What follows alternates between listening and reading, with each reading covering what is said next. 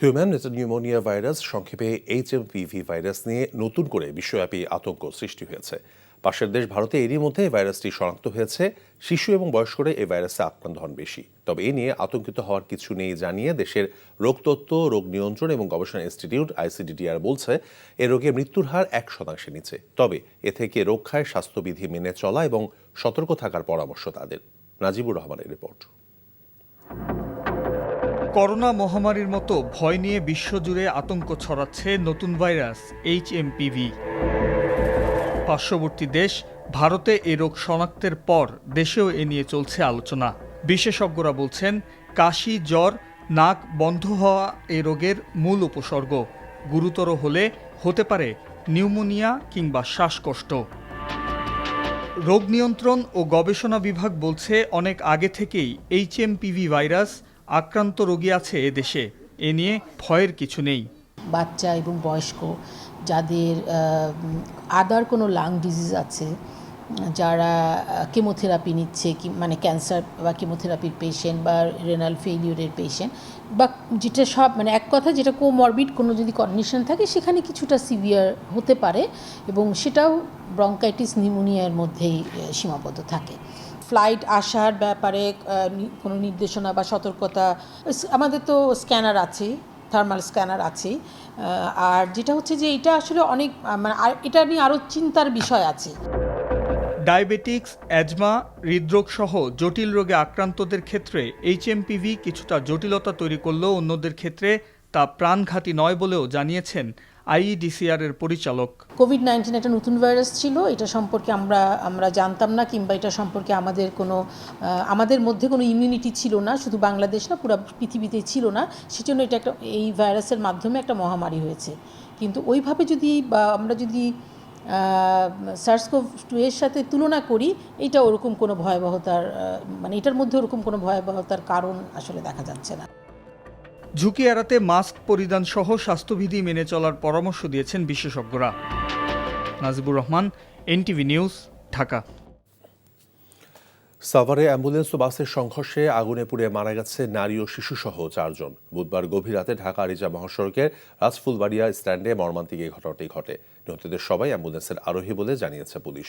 তবে পুড়ে আঙ্গার হয়ে যাওয়ায় তাদের পরিচয় এখনও শনাক্ত করা যায়নি। আরও জানাচ্ছেন জাহিদুর রহমান।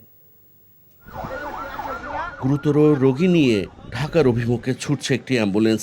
হঠাৎ করেই পেছন থেকে প্রথমে শ্যামলী পরিবহন ও ঝুমুর পরিবহনের দুটি বাস পরপর অ্যাম্বুলেন্সকে ধাক্কা দিলে বিস্ফোরিত হয় অ্যাম্বুলেন্সের সিলিন্ডার।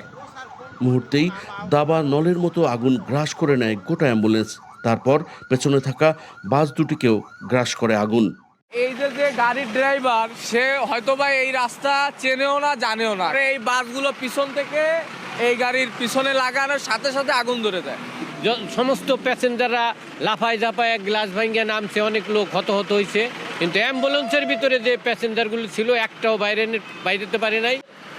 দুর্ঘটনার কারণে মহাসড়কে বন্ধ হয়ে যায় যান চলাচল। খবর পেয়ে ফায়ার সার্ভিসের 3টি ইউনিট বাস থেকে আহত অবস্থায় 7 জনকে উদ্ধার করে হাসপাতালে পাঠায়। প্রায় 1 ঘন্টার চেষ্টায় নিয়ন্ত্রণে আসে আগুন, তবে অ্যাম্বুলেন্সের কাউকে বাঁচানো সম্ভব হয়নি। আমাদের সাভার স্টেশনের 3টা unit ambulance first call second call ঘটনাস্থলে যায় দেখি যে 3টা গাড়িতে আগুন জ্বলতেছে। আমরা অ্যাম্বুলেন্সের মধ্যে 4 জন ডেড বডি দেখতে পাই। বাস দুটির চালকের এখনো কোনো খোঁজ পায়নি পুলিশ। পুড়ে অঙ্গার হয়ে যাওয়া 2 জন নারী, 1 জন পুরুষ ও একটি শিশুর মরদেহ ময়না তদন্তের জন্য রাজধানীর শহীদ সোহরাওয়ার্দী মেডিকেল কলেজ হাসপাতাল মর্গে পাঠানো হয়েছে।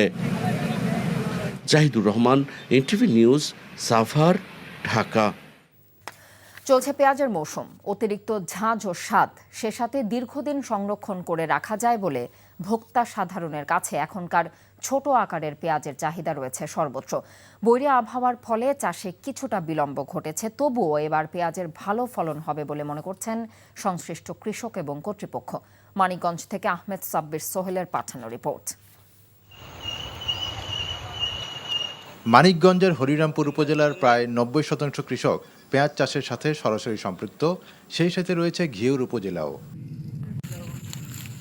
বংশ পরম্পরায় এ অঞ্চলের বাসিন্দাদের এক প্রকারের জীবিকার প্রধান উৎস পেঁয়াজ চাষ। পেঁয়াজের মৌসুমে এ অঞ্চলের সব ক্ষেতেই চাষিদের দেখা মেলে। সকাল থেকে বীজতলা পরিচর্যা, সার, কীটনাশক দেওয়ার মধ্য দিয়ে চলছে পেঁয়াজ চাষ।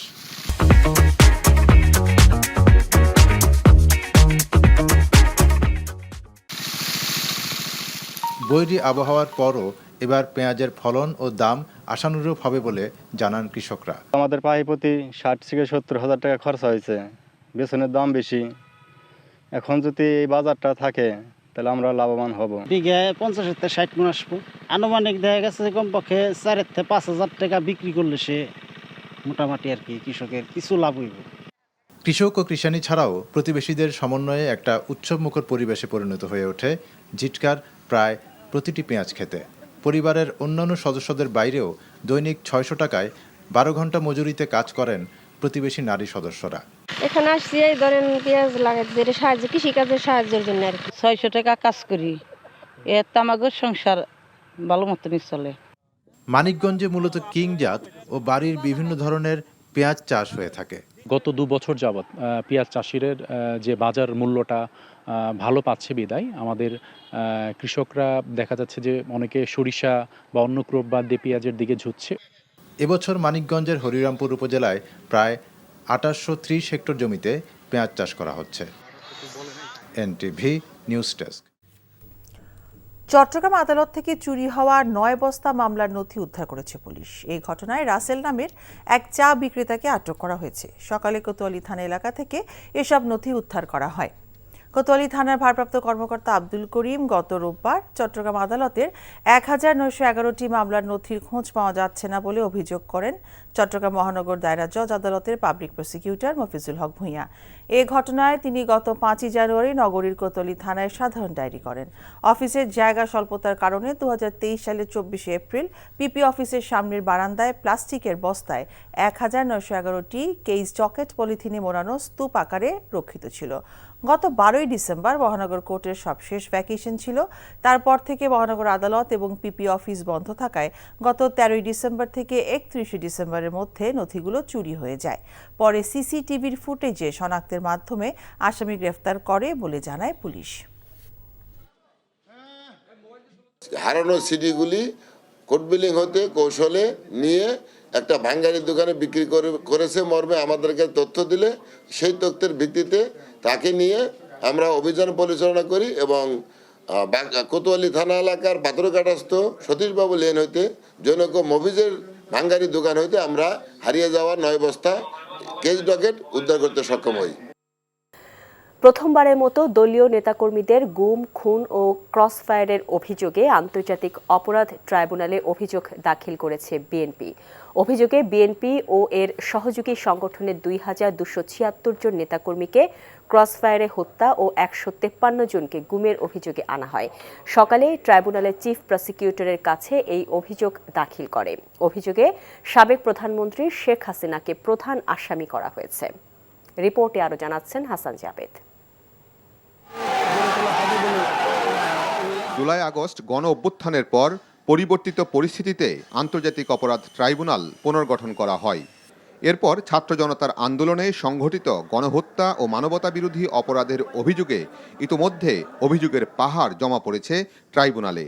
এমনকি গত সরকারের আমলে গুম খুনের ঘটনার বিচার চেয়েও অভিযোগ জমা দিয়েছে ভুক্তভোগী এবং তাদের পরিবারের সদস্যরা। গত কয়েক বছর ধরে বিএনপির অসংখ্য নেতাকর্মী গুম খুনের শিকার হয়েছেন। গুম হওয়া নেতাকর্মীদের ফিরে পেতে এবং যারা খুন হয়েছেন তাদের বিচারের দাবিতে নানা কর্মসূচিও পালন করেছে দলটি। এবার সেই গুম খুনের বিচার চেয়ে দলের পক্ষ থেকে আন্তর্জাতিক অপরাধ ট্রাইব্যুনালে অভিযোগ দায়ের করা হয়েছে। অভিযোগে শেখ হাসিনা সহ গুম খুনের সাথে সংশ্লিষ্ট আইনশৃঙ্খলা বাহিনীর সদস্যদের আসামি করা হয়েছে। ফ্যাসিস্ট সরকার 2276 জনকে আওয়ামী লীগের সন্ত্রাসীরা এবং কিছু আইনশৃঙ্খলা বাহিনীর সদস্যরা ক্রসফায়ারের নামে হত্যা করেছে। আমরা আসামি সংখ্যা উল্লেখ করেছি, ওই প্রধানমন্ত্রী সহ সর্বশেষ তাদের যারা আইনশৃঙ্খলা বাহিনী জড়িত আছে নাম দিয়ে দেওয়ার বলে দিয়েছি। অভিযোগে বলা হয় 2008 সাল থেকে 5 আগস্ট 2024 পর্যন্ত এ সকল ক্রসফায়ার ও গুমের ঘটনা সংঘটিত হয়। যারা ক্রসফায়ার ও গুমের শিকার হয়েছেন তাদের তালিকাও অভিযোগের সাথে জমা দেওয়া হয়েছে। তবে তদন্তের স্বার্থে কোনো তালিকাই গণমাধ্যমকে জানানো হয়নি। চৌধুরী আলম সহ আমাদের সাবেক এমপি ইলিয়াস আলী সহ আরও যারা গুম হয়েছে এদের জন্য আমরা আলাদা একটা তালিকা করেছি। সে তালিকায় হলো 153 জন। এই আন্তর্জাতিক আদালতে আমরা এটা সাবমিট করেছি। যারা গুম হত্যা হয়েছে তাদের পরিবার যেন একটা ন্যায় বিচার এবং একটা সুন্দর বিচার পায়, এই জন্য মূলত আমরা এখানে এসেছি। প্রসিকিউশন থেকে জানানো হয় তদন্ত সংস্থার মাধ্যমে অভিযোগের তদন্ত করে ট্রাইব্যুনাল আইন অনুযায়ী দ্রুত ব্যবস্থা নেওয়া হবে। Hasan Javed, NTV news, Dhaka. ঢাকা আলিয়া মাদ্রাসা মাঠের অস্থায়ী আদালতের এজলাস পুড়িয়ে দেয়ায় বিডিআর হত্যাকাণ্ডের বিস্ফোরক মামলা শুনানি করা সম্ভব হয়নি। দুই পক্ষের আইনজীবী জানান, শিক্ষার্থীদের বাধার মুখে বিচার কাজ না করেই ফিরে গেছেন বিচারক। পরে 19 জানুয়ারি পরবর্তী শুনানির তারিখ নির্ধারণ করা হয়েছে। এদিকে দ্রুততম সময়ের মধ্যে সুষ্ঠু বিচার এবং নিরপরাধ বিডিআর সদস্যদের চাকুরিতে পুনর্বহালের দাবিতে শাহবাগ অবরোধ করেছে ক্ষতিগ্রস্ত বিডিআর সদস্যরা। নূর হোসেনের রিপোর্ট। রাতভর নানা নাটকীয়তা শেষে আইন মন্ত্রণালয়ের বিজ্ঞপ্তিতে ঢাকা আলিয়া মাদ্রাসার মাঠে অস্থায়ী এই আদালতে বিডিআর বিদ্রোহের বিচার কাজ শুরু হওয়ার কথা ছিল। তবে বুধবার রাতেই আদালতের এজলাস পুড়িয়ে দেয় দুর্বৃত্তরা। বিচার কাজ না করার জন্য আন্দোলনে নামে মাদ্রাসার শিক্ষার্থীরা। বকশীবাজার মোড় থেকে আলিয়া মাদ্রাসা মাঠের রাস্তাও অবরোধ করে শিক্ষার্থীরা। শিক্ষার্থীদের আন্দোলনের কারণে আদালত পরিচালনার পরিবেশ নেই বলে জানান রাষ্ট্রপক্ষ ও বিজিবির আইনজীবী। টোটাল প্রসিকিউশন টিমটা আমরা প্রস্তুত ছিলাম শুনানি করার জন্য, কিন্তু আমরা এখানে এসে ছাত্রদের কর্তৃক বাধাপ্রাপ্ত হওয়ার কারণে ভিতরে ঢুকতে পারি নাই। ন্যায় বিচার নিশ্চিত করার জন্য সকলেরকেই দায়িত্বশীল ভূমিকা পালন করা উচিত। এদিকে চাকরিতে পুনর্বহাল এবং বন্দি বিডিআর সদস্যদের মুক্তির দাবিতে রাজধানীর শাহবাগ মোড় অবরোধ করে বিডিআর ও তাদের পরিবারের সদস্যরা। টানা 2 ঘন্টা শাহবাগের চারপাশের যান চলাচল বন্ধ থাকে। আমাদের যে জেলবন্দি ভাইরা আছে প্রত্যেকের মুক্তি দিতে হবে, আর যারা চাকরিচ্যুত আছে তাদের সবাইকে চাকরি ফেরত দিতে হবে। অবৈধভাবে মিথ্যা সাক্ষী তৈরি করে আমাদের শাস্তি দেওয়া আছে, যাতে আমরা পুনরায় চাকরি পাইতে পারি এবং যারা কারাগার আছে তারা যেন মুক্তি পায়। আমি পিলখানায় ছিলাম না, চোখে দেখি নাই, তার থেকে বুঝতেছি যে আমাদের এই বিডিআর উপরে কত নির্যাতন নিপীড়ন চলছে। তাই আমি 6 বছর 6 মাস 11 দিন জেলের ভাত খেয়েছি পিলখানা চোখে না দেখে। যারা আপনার জেলখানায় বন্দি আছে, বিভিন্ন মেয়াদে সাজা দিছে, এদের 1 নম্বর মুক্তি। আর 2 নম্বর হলো আমরা চাকরি যারা করছি তাদের যে ন্যায্য অধিকার, যে যতটুকু প্রাপ্য তার প্রাপ্য পূরণ করা। যদি কোনোভাবে রাষ্ট্রীয় জুলুম মওকুফ না হয় তাহলে আমরা ছাত্র জনতা এবং ক্ষতিগ্রস্ত বিডিআর সদস্য দুর্বার আন্দোলন করে তুলব। পিলখানা হত্যাকাণ্ডের সুষ্ঠু বিচার সহ 7 দফা দাবিতে শহীদ মিনারে টানা 2 দিন অবস্থান কর্মসূচি পালন করছে ক্ষতিগ্রস্ত বিডিআর সদস্যরা। নূর হোসেন, এনটিভি নিউজ, ঢাকা। ক্ষমতায় টিকে থাকতে অসুস্থ প্রতিযোগিতা শুরু হয়েছে বলে অভিযোগ করেছেন বিএনপি মহাসচিব মির্জা ফখরুল ইসলাম আলমগীর। তিনি বলেন, ছাত্র জনতার গণঅভ্যুত্থান পরবর্তী সময়ে সবাই ঐক্যের জায়গা থেকে সরে যাচ্ছে। কেউ কেউ দেশে বিভক্তি ও বিভাজন সৃষ্টি করতে চায় অভিযোগ করে মির্জা ফখরুল বলেন, এ থেকে বিভ্রান্ত হওয়া যাবে না। রাজধানীতে এক অনুষ্ঠানে তিনি এসব কথা বলেন। হাসান মাহমুদের রিপোর্ট।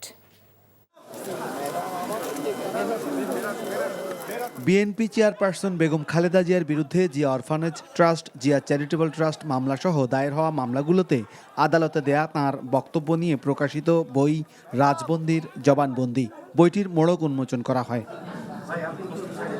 বিএনপি চেয়ারপারসনের গুলশান কার্যালয়ে মোড়ক উন্মোচন অনুষ্ঠানে দলের মহাসচিব বলেন, দীর্ঘ নির্যাতন নিপীড়নে কারাবন্দিত্বের মধ্য দিয়ে গণতন্ত্রের জন্য সংগ্রাম করে গেছেন খালেদা জিয়া।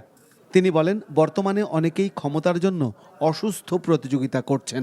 হাসিনা চলে যাওয়ার পর থেকে, পালানোর পর থেকে আমরা কেন জানি না নিজেদেরকে আবার সেই পুরো বিশ্বাস ফিরিয়ে আনতে পারছি না, ঐক্যের জায়গাটাতে থাকতে পারছি না। কি দুর্ভাগ্য যে এখন যেটা শুরু হয়েছে এ থেকে আমি মনে করি এতটুকু সুস্থ ব্যাপার না, অসুস্থ একটা প্রতিযোগিতা শুরু হয়েছে ক্ষমতায় টিকে থাকবার জন্য। মির্জা ফখরুল বলেন, 5 আগস্ট পরবর্তী সময়ে ঐক্যের জায়গায় এখনও ঘাটতি রয়ে গেছে। আলোচনায় অংশ নিয়ে অনলাইন অ্যাক্টিভিস্ট, প্রথিতযশা সাংবাদিক, লেখকরা বলেন, বিভাজনে বিভ্রান্ত হওয়া যাবে না। বিভক্তির রাজনীতি যেন আমরা না করি। এখন যেটা প্রয়োজন, সবচেয়ে বেশি প্রয়োজন দেশকে বাঁচানোর জন্য, গণতন্ত্রকে ফিরে পাওয়ার জন্য ঐক্য। তারা কেন জেলে থাকবে? তাদেরকে বের করে আনতে হবে, নেতাকর্মী সবাইকে বের করে আনতে হবে। একটা নির্বাহী আইন বা জরুরি আইন করে বিএনপির সকল নেতাকর্মী এবং সকল রাষ্ট্রবন্দীদের জেল থেকে এখনই মুক্ত করা জন্য বিচারিক কার্যক্রমে শুনানির মাধ্যমে ন্যায় বিচার প্রতিষ্ঠিত হবে। সবাই জানবেন, শুনবেন, দেখবেন আমাদের নেত্রী বেগম খালেদা জিয়া কোনো অন্যায় করেননি। সবাইকে ঐক্যবদ্ধ থাকার আহ্বানও জানান তারা। Hasan Mahmud, NTV news, Dhaka. লন্ডনে সাবেক প্রধানমন্ত্রী ও বিএনপি চেয়ারপারসন বেগম খালেদা জিয়ার আজও কিছু শারীরিক পরীক্ষা নিরীক্ষা চলছে। গতকাল থেকে লন্ডন ক্লিনিকে তার চিকিৎসা শুরু হয়। বুধবার লন্ডন পৌঁছানোর পর খালেদা জিয়াকে সরাসরি হাসপাতালে ভর্তি করা হয়। গতকালই তার কিছু পরীক্ষা নিরীক্ষা করা হয়। আজ ও গতকালের স্বাস্থ্য পরীক্ষার রিপোর্ট পর্যালোচনা করে চিকিৎসকরা বেগম জিয়ার চিকিৎসার পরবর্তী ধাপ নির্ধারণ করবেন। তার লন্ডন ক্লিনিকে বিশেষজ্ঞ চিকিৎসক অধ্যাপক প্যাট্রিক কেনেডির তত্ত্বাবধানে তার চিকিৎসা চলছে। প্যাট্রিক কেনেডি এক স্বনামধন্য লিভার বিশেষজ্ঞ। লিভারের ভাইরাসজনিত রোগ নিয়ে কাজের জন্য তিনি বিশ্বব্যাপী পরিচিত। লন্ডনে বিএনপি চেয়ারপারসনের চিকিৎসার সার্বিক সমন্বয় করছেন পুত্রবধূ ডাক্তার জুবাইদা রহমান। এবারের সফরে কতদিন বিদেশে থাকতে হবে বিএনপি চেয়ারপারসনকে, সে সিদ্ধান্ত নেবে দেশি বিদেশি চিকিৎসকদের নিয়ে গঠিত মেডিকেল বোর্ড। খালেদা জিয়া দীর্ঘদিন ধরেই লিভার সিরোসিস, কিডনি, হৃদরোগ, আর্থ্রাইটিস ও ডায়াবেটিস সহ নানা জটিলতায় ভুগছেন। 2023 সালে অক্টোবরে লিভারে একটি অস্ত্রোপচার হয় তার। যুক্তরাষ্ট্রের জন হপকিন্স বিশ্ববিদ্যালয়ের 3 জন বিশেষজ্ঞ ঢাকায় এসে এই অস্ত্রোপচার করে যান। খালেদা জিয়ার চিকিৎসার সর্বশেষ তথ্য জানতে আমরা এখন চলে যাচ্ছি লন্ডনে। সেখানে আছেন এনটিভির ইউরোপ প্রতিনিধি মোহাম্মদ মাসুদুজ্জামান। মাসুদ, গতকাল বিএনপি চেয়ারপারসনের শারীরিক কিছু পরীক্ষা নিরীক্ষা হয়েছে এবং এই স্বাস্থ্য পরীক্ষার রিপোর্ট সম্পর্কে আপনি নতুন কিছু জানতে পেরেছেন কিনা এবং আর কি তথ্য আছে আপনার হাতে?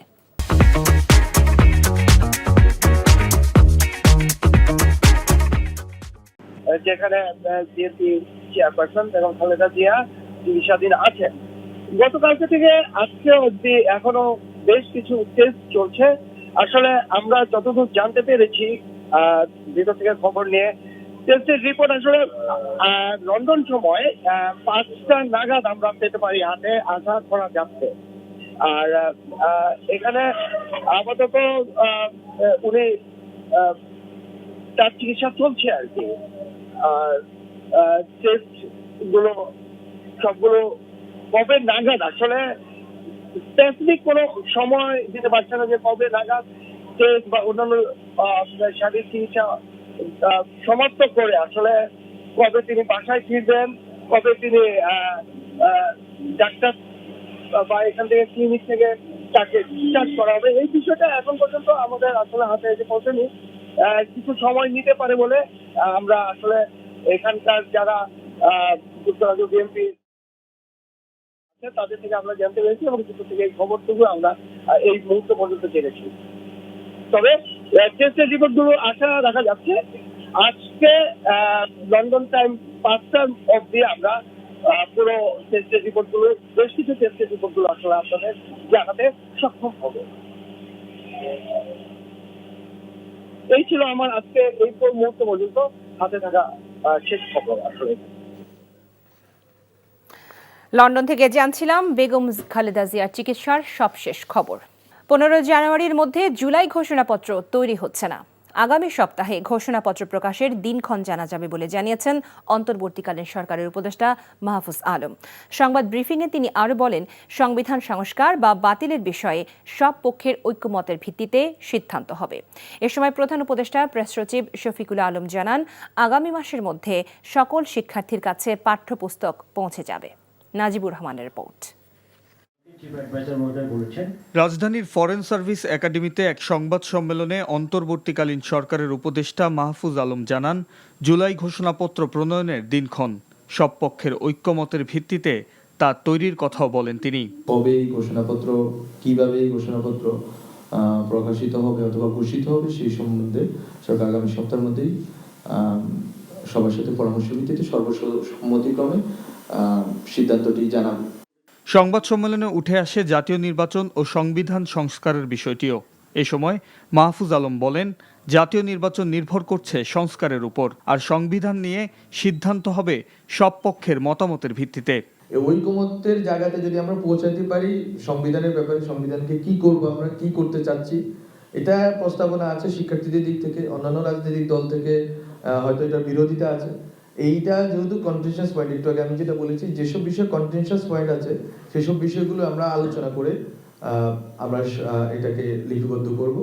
কনসালটেশন প্রসেসে ঢোকার পর আমরা আসলে ঠিক করব, রাজনৈতিক দলগুলো ঠিক করবে যে কতটা সংস্কার আমরা করতে চাই এই রাষ্ট্রে। ওই সংস্কার যদি মধ্যমেয়াদী হয়, দীর্ঘমেয়াদী হয়, স্বল্পমেয়াদী হয়, বা কি ধরনের সংস্কার, এটা যদি ঠিক হয়, ওই সংস্কারের মেয়াদ অথবা পরিধির ভিত্তিতে আমি মনে করি নির্বাচনের ডেট ঠিক হবে। ফেব্রুয়ারির মধ্যে সকল শিক্ষার্থীদের হাতে পাঠ্যপুস্তক পৌঁছে দেওয়া হবে বলে জানিয়েছেন প্রধান উপদেষ্টার প্রেস সচিব। পাঠ্যপুস্তক আগামী মাসের মধ্যে সবাই হাতে পাবেন, সবার হাতে।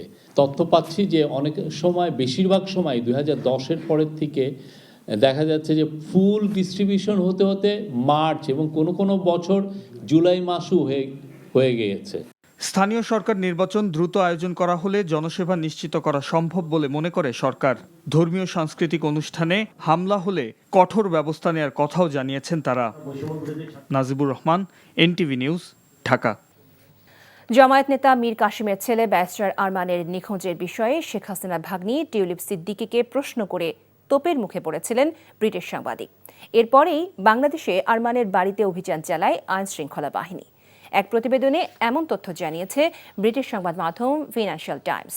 প্রতিবেদনে বলা হয়, নিখোঁজ আরমানের বিষয়ে 2017 সালে টিউলিপকে প্রশ্ন করেছিলেন ব্রিটিশ গণমাধ্যম চ্যানেল 4 এর সাংবাদিক। এ সময় ওই সংবাদকর্মীর ওপর চড়াও হন টিউলিপ। এছাড়াও প্রতিবেদনটি প্রচারের কয়েক ঘণ্টা আগে আরমানের ঢাকার বাড়িতে অভিযান চালায় আইন শৃঙ্খলা বাহিনী। তারা আরমানের স্ত্রীকে নিখোঁজের বিষয়ে নীরব থাকতে বলে। ব্যারিস্টার আরমান দীর্ঘ 8 বছর গুম ছিলেন। গেল বছরের 5 আগস্ট ছাত্র অভ্যুত্থানে শেখ হাসিনার পতন হলে বাড়ি ফেরেন তিনি।